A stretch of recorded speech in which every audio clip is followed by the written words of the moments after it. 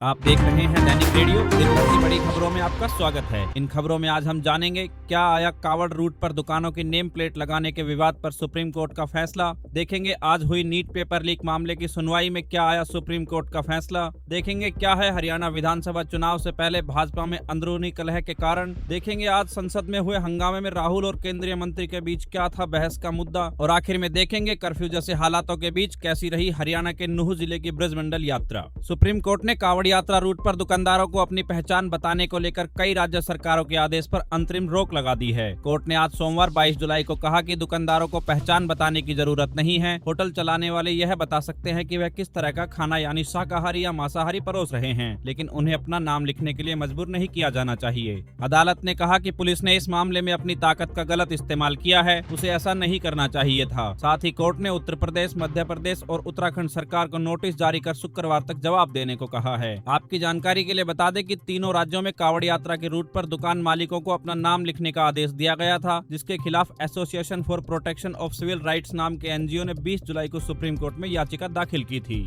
आगे बढ़ने से पहले आपसे एक अपील है कि अगर आप चैनल पर नए हैं तो चैनल को सब्सक्राइब करें और बेल आइकन को प्रेस करें ताकि हमारी हर वीडियो आप तक पहुंचती रहे। आइए अब देखते हैं आगे खबरें।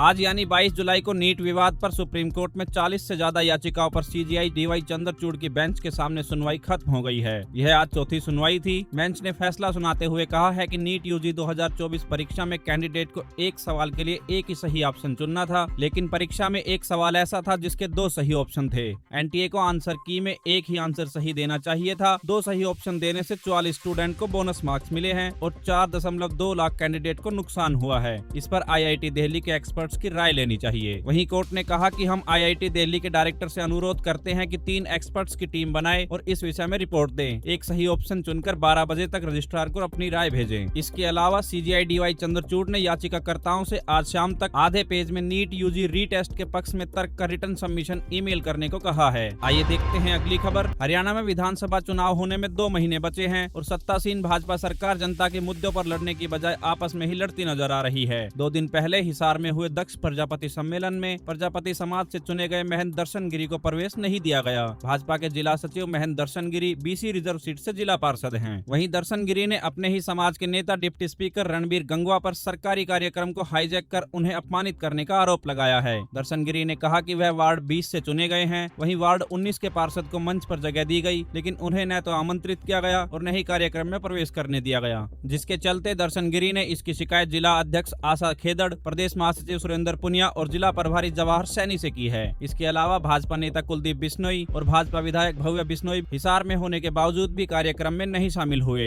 आइए देखते हैं अगली खबर। मानसून सत्र के पहले दिन आज लोकसभा में प्रश्नकाल के दौरान शिक्षा मंत्री धर्मेंद्र प्रधान नीट में हुई गड़बड़ी पर बोल रहे थे। इसी दौरान विपक्ष ने हंगामा किया और उनके इस्तीफे की मांग की, जिस पर शिक्षा मंत्री ने कहा कि मामला सुप्रीम कोर्ट में है और कोर्ट का जो भी निर्देश होगा हम उसी को मानेंगे। कोर्ट ने सभी छात्रों के सिटी और सेंटर वाइज रिजल्ट जारी करने को कहा था, जो पब्लिक डोमेन पर जारी कर दिए गए हैं। इस पर राहुल गांधी ने कहा कि देश को दिख रहा है कि परीक्षा सिस्टम बहुत कमी है। शिक्षा मंत्री ने सबकी कमी गिना दी लेकिन अपनी कमी नहीं गिनाई। हमारा एग्जाम सिस्टम फ्रॉड है। वहीं इसका जवाब देते हुए शिक्षा मंत्री ने कहा कि सिर्फ चिल्लाने से झूठ सच नहीं हो जाता। विपक्ष के नेता का यह कहना है कि देश की परीक्षा प्रणाली बकवास है, यह बेहद निंदनीय है। साथ ही मैं बता दूं कि साल 2010 में मनमोहन सिंह की सरकार में कपिल सिब्बल सुरक्षा सुधार के लिए 3 बिल लाए थे। उनमें से एक अनियमितताएं रोकने के लिए था। उसे किसके दबाव में वापस लिया गया था? क्या वह निजी मेडिकल कॉलेजों के दबाव के कारण था? और अब राहुल गांधी हमसे सवाल पूछ रहे हैं। और आइए अब आखिर में देखते हैं आज की सबसे बड़ी खबर। हरियाणा के नूह में पिछले साल हुई हिंसा के बाद आज फिर पांडवकालीन शिव मंदिरों में कर्फ्यू जैसे हालात के बीच ब्रजमंडल यात्रा निकाली जा रही है। 3.5 घंटे की देरी के बाद यात्रा नल्हड़ेश्वर मंदिर में जलाभिषेक के बाद शुरू हुई। पुलिस की गाड़ियों के साथ साधु संतों और श्रद्धालुओं का काफिला फिरोजपुर झिरका के झिरकेश्वर मंदिर के लिए रवाना हुआ।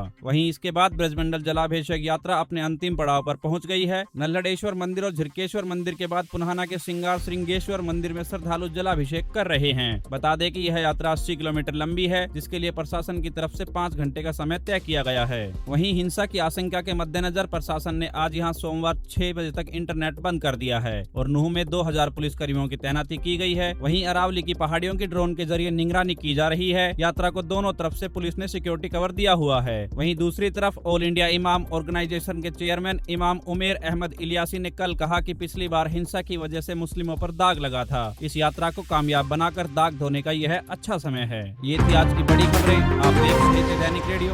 नमस्कार, धन्यवाद।